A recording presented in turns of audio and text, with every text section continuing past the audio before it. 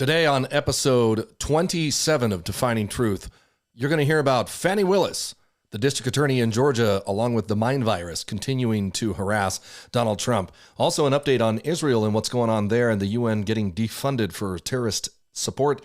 And Chicago votes for a ceasefire in Gaza.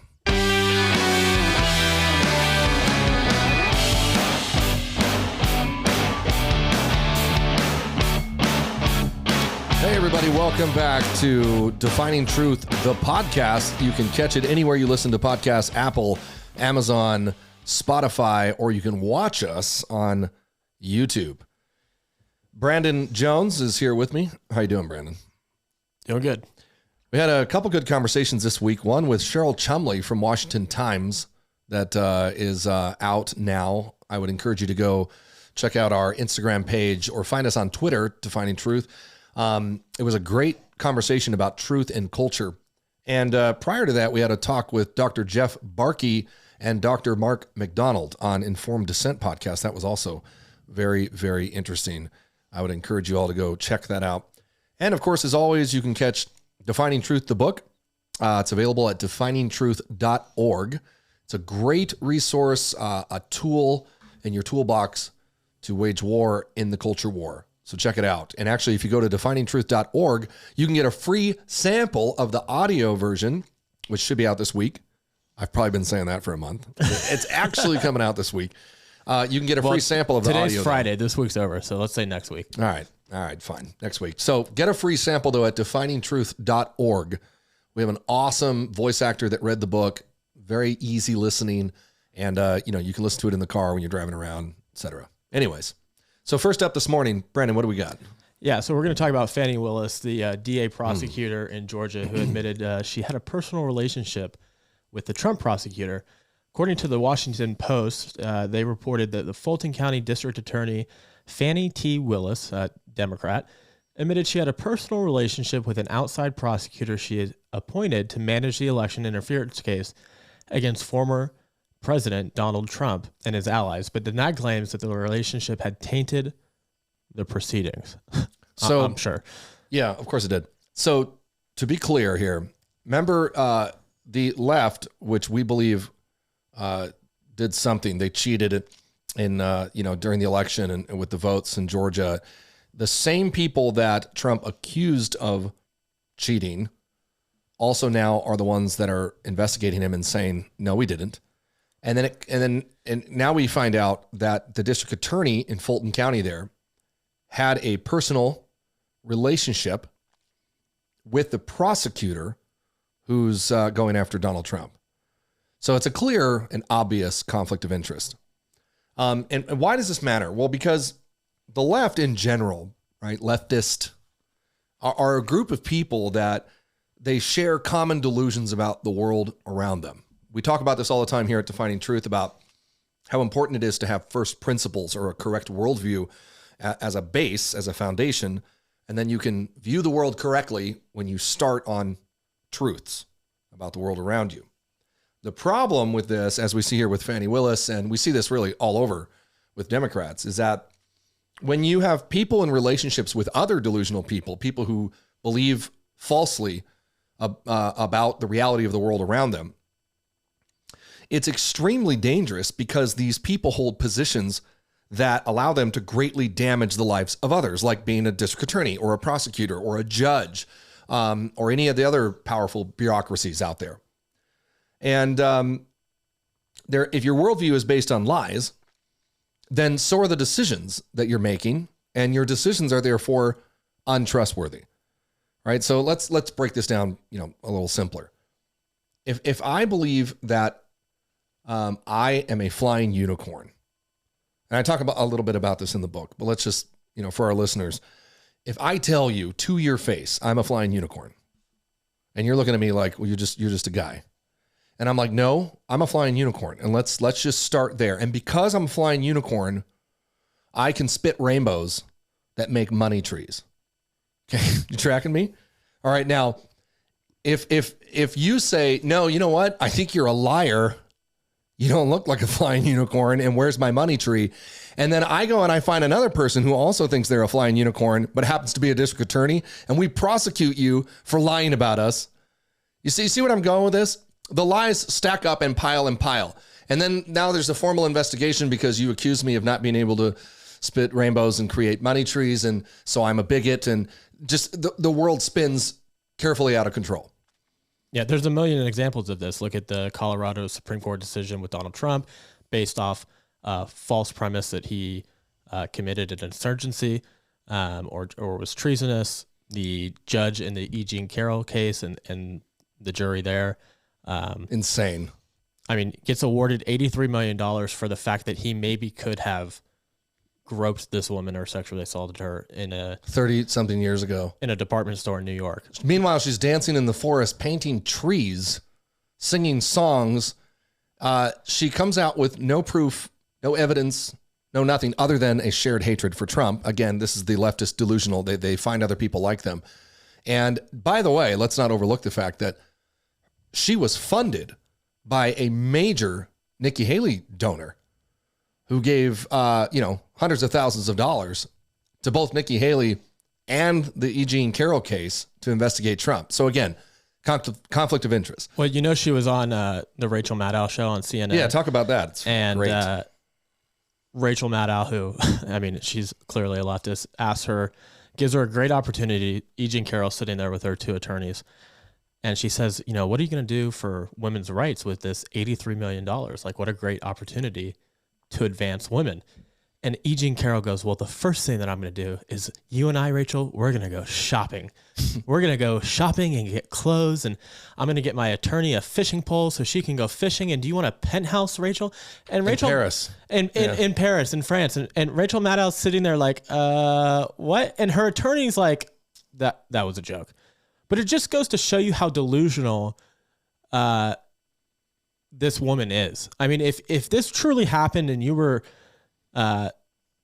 you did get a favorable case and you wanted to do something to advance women, your one opportunity that you had to tell the world what good you were going to do is you're going to go shopping. No, You're nuts. It shouldn't even be entertained, right? This woman in true 5150 status lost her mind and gets another crazy leftist liberal judge to award her this uncanny amount, this $83 million. What, are you kidding me? For nothing? That decision should scare every man on planet Earth. If some random person can come out of nowhere with no evidence, no proof, really no reason at all other than political motivation, 35 years ago and say something, you did this to me, Brandon, and that's it, and just sort of drop that mic and walk away and get awarded $83 million, and they can do that to a guy like Donald Trump, then nobody's safe. It's insane. I mean, the truth is, as long as the left-wing mind virus is pervasive in this country, there will not be any fair trial or justice in this country. These judges and district attorneys who have fully bought into the delusion of leftism, they're not judges and district attorneys. They're activists. They're radical left-wing activists with an agenda. We've seen that over and over and over again.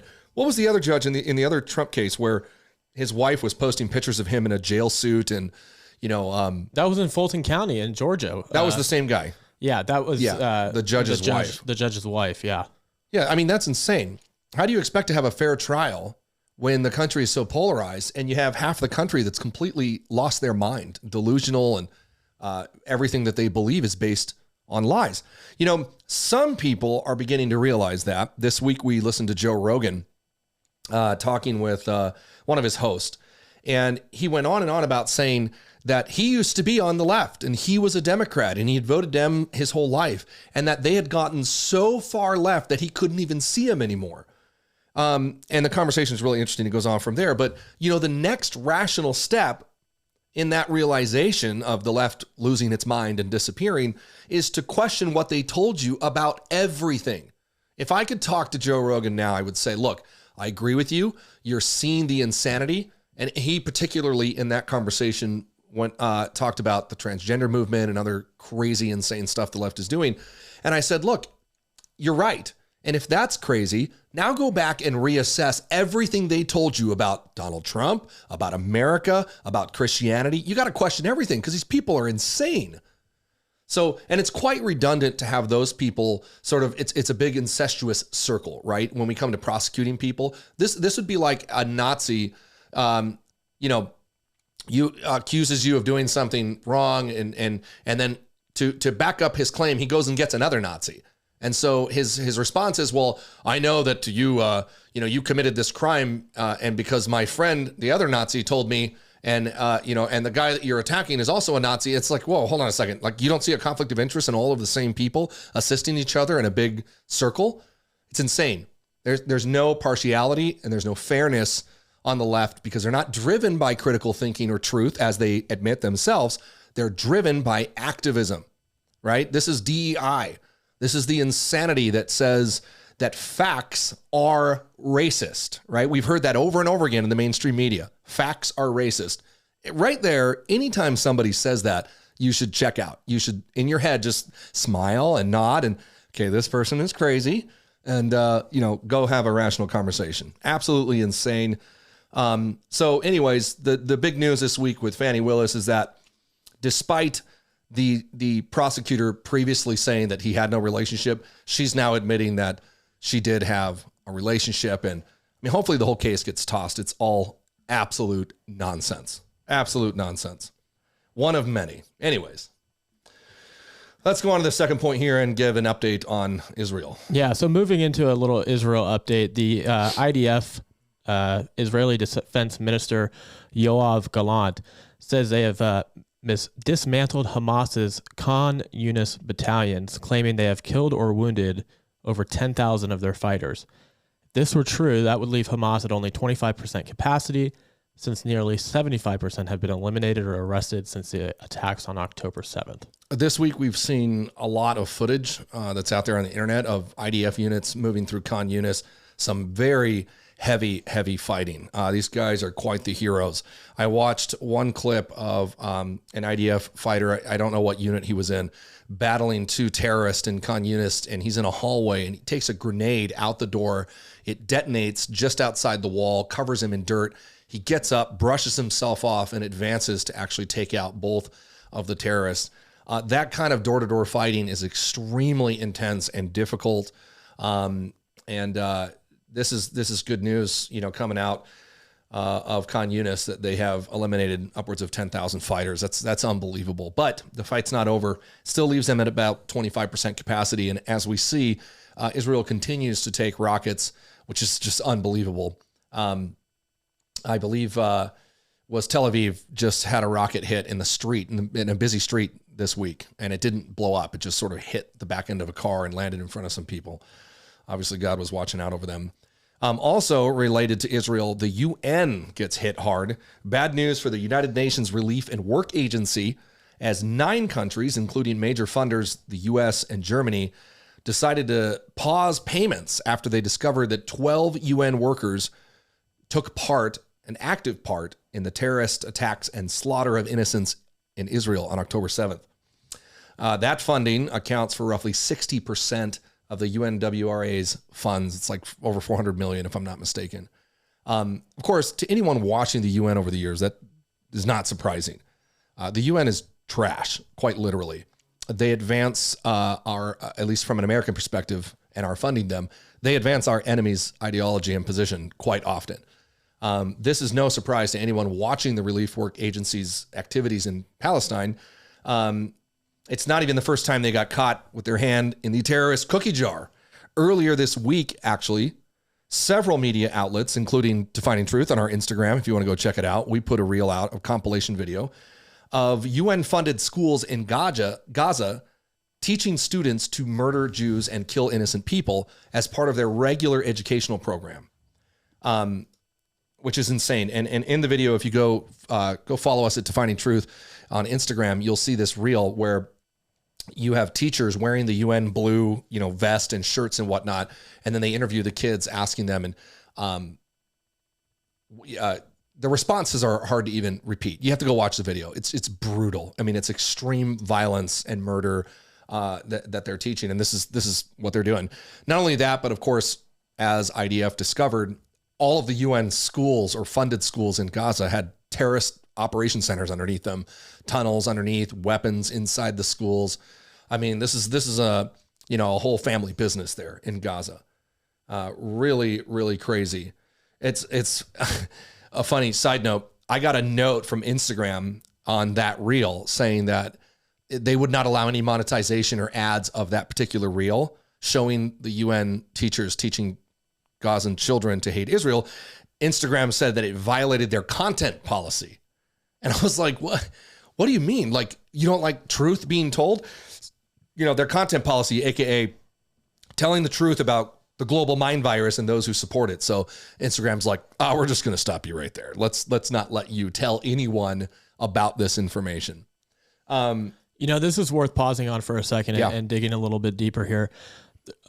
A lot of people, especially in the United States and especially regarding the Israeli-Palestinian conflict, they equate the two sides, right? We talked about in the past where, they're claiming that Israel is murdering Palestinian children and yada, yada, yada. We've talked about before in war, there's collateral damage, unfortunately. The staunch difference, however, is that in America and in Israel, we are not training our children from a very young age to hate another people group, as they're doing here with... Well, conservatives aren't. Democrats are now. Right, but just from a general perspective, absolutely. Our children are not growing up in elementary schools saying that they want to kill Jews or kill Mexicans or kill black people. That doesn't happen in the United States. That's the difference between defending yourself, like Israel is doing, and what Palestine and Hamas is doing, and other places like the Middle East. It's just a stark difference between the two cultures that automatically tips the scales and does not put the two on equal level. Well, that's what these Portland Antifa mental patients don't understand, is that in Gaza, jihad is a family affair. It's a way of life. And there's a stark difference between Western civilization and radical Islamic ideology that has to be taken into account when you're talking politics or solutions. But, unfortunately, we have a brainwashed generation of leftists in this country that just, like we keep saying, from the very beginning, their worldview is skewed. It's trash. So they don't know they don't see the world around them properly. They live in a delusion, a fantasy. So all of their subsequent decisions about the world they're wrong. They make bad decisions, right?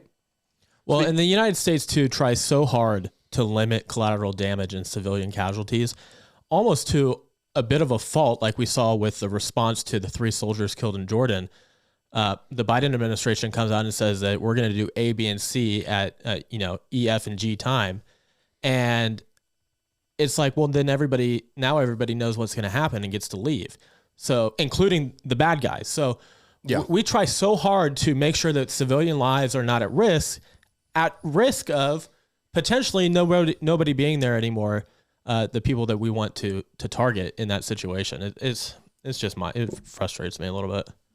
Well, and further evidence of that sort of mind virus, especially concerning Israel, Chicago this week, and this is in the week's most irrelevant news, city of Chicago votes to condemn Israel and calls for an immediate stop to pursuing terrorists in Gaza in their ceasefire. This is hilarious. We're going to talk about the Babylon Bee here for a minute, which is, by the way, if you don't follow them, do so. It's some of the best everything on the internet is coming from Babylon Bee. Babylon Bee pointed out this week is that Hamas is actually calling for a ceasefire in Chicago. Satirical, of course, in their post this week features images of Hamas fighters with the title, Gaza votes for ceasefire in Chicago.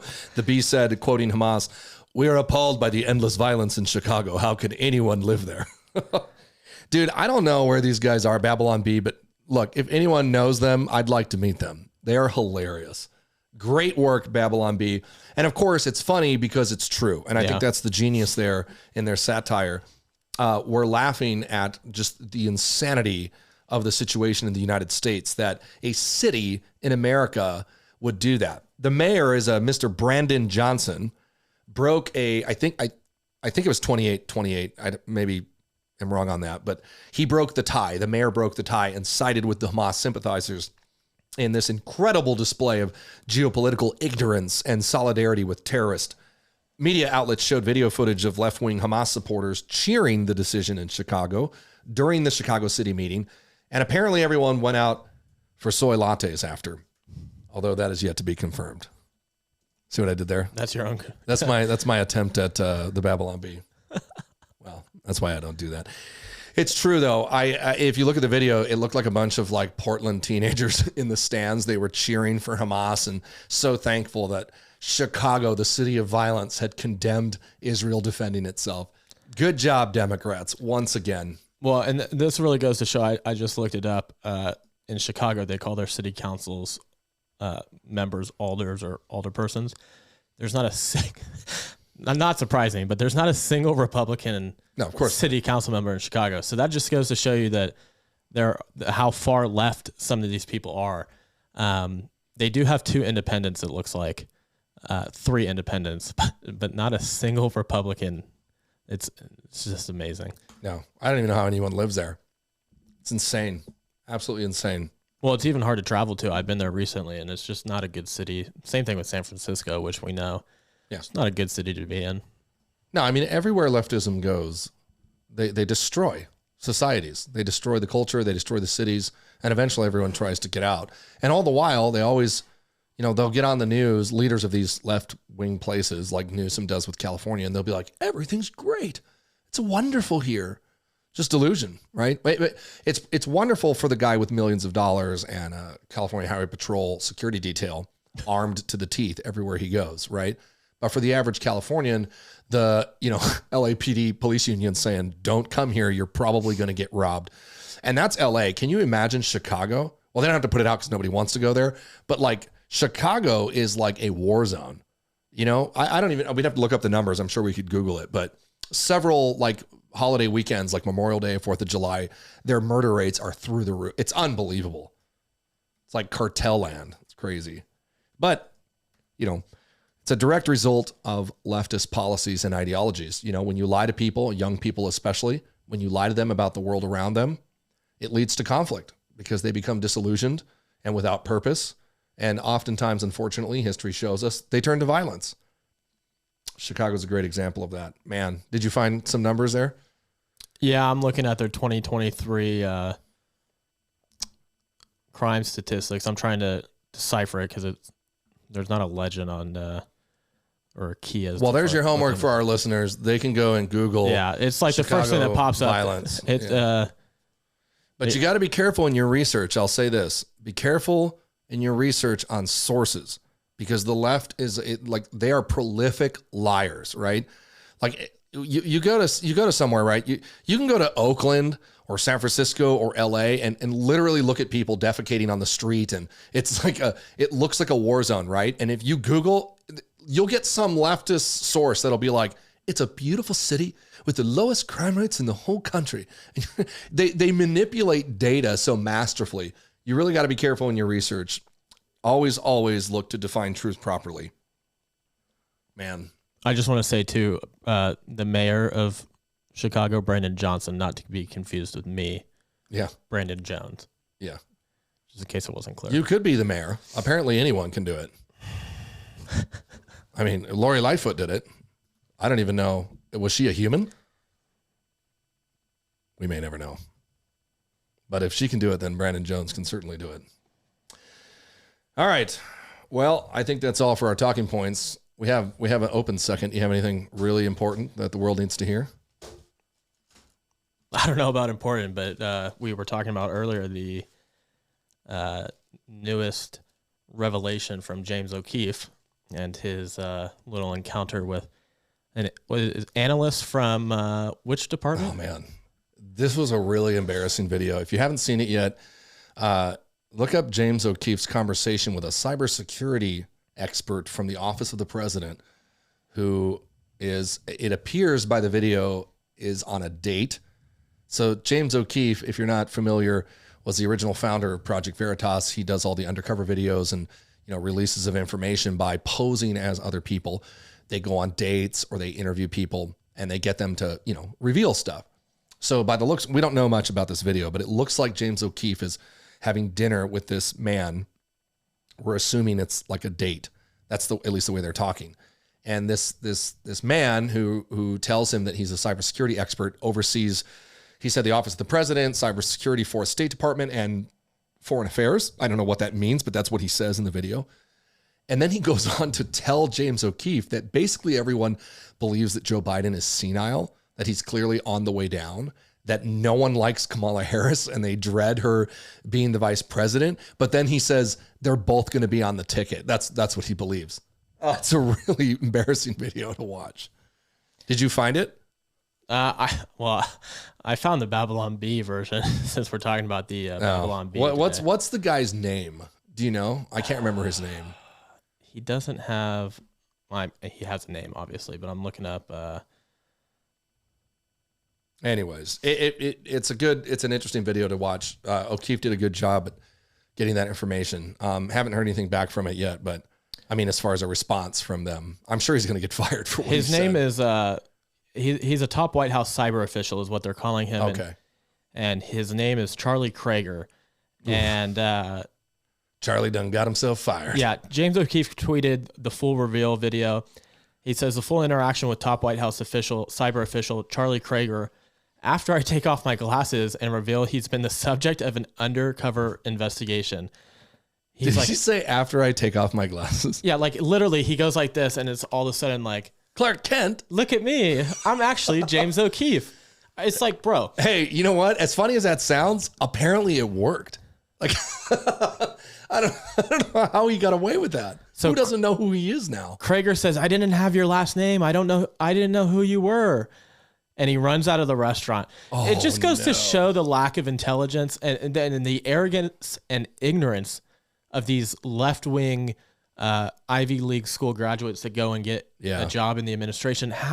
Like we said, they're driven by activism, not by capacity. That's what's so scary. And by sexual immorality, because he was on a date posed with he was enticed sexually to reveal information that has to do with national security. It's really scary. That's the worst part about that video, even more so than the fact that he's revealing that no one likes Joe Biden or Kamala Harris, which we're kind of all on the same page with that.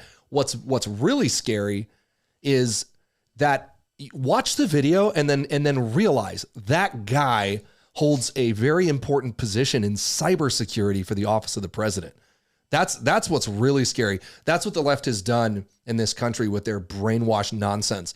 They've driven out capacity and capability and talent in exchange for DEI and activism, like trans positions in government and whatnot. It has utterly decimated our capacity as far as national security goes. It's really sad. That's happened in the military. You see that all the time. If you watch the news, it's happened at DHS. If you listen to Majorca, it's like, what in the world? Who put this guy in charge of anything? My question really is how can you be a high-level official and not know who James O'Keefe is at this point, especially with all the drama at Project Veritas and him leaving? He was wearing his glasses. And all this. No, bro. Like, that's not real life. Like, yeah, that happens in movies where you put on, like, your glasses and you're somebody else. But that just goes to show, like, it's weird how deceived these people are, that he's so focused on what's going on relationally in this date that he's like, James O'Keefe, and he's feeding into him too. He's like, oh, so you like know big secrets? And the guy's like, yeah, I know all these big secrets and yada, yada, yada, all driven by his immorality. It's quite amazing to me. I just can't believe this stuff happens in real life. Well, we have a great source that tells us about the societal degradation. It's in the Bible. Literally, our founders knew that, and many others throughout history. We have a literal map, a guide on how to navigate life's complexities. And God's already laid it out, and he loves us, and he knows what's best for us. And, there once upon a time, this country followed that prescribed method, and we were greatly blessed because of it, tremendously. And we've departed. So it's really no surprise that we have lost that. I think that's all we have for today. So check out definingtruth.org if you can. and get a free audio sample of the book, which is out now, or pick up the book yourself and think about supporting Defining Truth, because we need the financial support in order to do the podcast and get out there and meet people and spread more tools for this fight against progressive Marxism in the United States. Defining Truth matters. We'll see you next time.